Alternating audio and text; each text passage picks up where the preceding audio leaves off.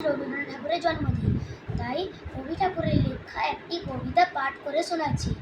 নৌকা যাত্রা। মধুর মাঝি ওই যে নৌকাখানা বাঁধা আছে রাজগঞ্জের ঘাটে, কারোর কোনো কাজে লাগছে না তো, বোঝাই করা আছে কেবল পাটে। আমায় যদি দেয় তারা নৌকাতে, আমি তবে 100টা দাঁড়াতে। পাল তুলে দিই 4টে 5টা 6টা, মিথ্যে ঘুরে বেড়াই না কোহাটে।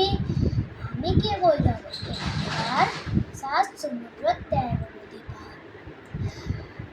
তখন তুমি কেঁদো না মা, যেন বসে বসে একলা ঘরের কোণে। আমি তো মা যাচ্ছি না কো চলে, রামের মতো 14 বছর বনে। আমি যাব রাজপুত্র হয়ে, নৌকা ভরা সোনার মানি বয়ে। আশুকে আর শ্যামকে নেব সাথে, আমরা শুধু যাব মা 3 জনে।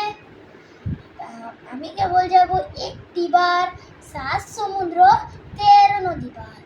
ভোরের বেলা দেব নৌকা ছেড়ে, দেখতে দেখতে কোথায় যাব ভেসে। দুপুর বেলা তুমি পুকুর ঘাটে, আমি তখন নতুন রাজার দেশে। পেরিয়ে যাব 3 পূর্ণের ঘাট, পেরিয়ে যাব তেপান্তরের মাঠ। ফিরে আসতে সন্ধে হয়ে যাবে, গল্প বলবো তোমার কোলে বসে। আমি কেবল যাব একটিবার, 7 সমুদ্র 13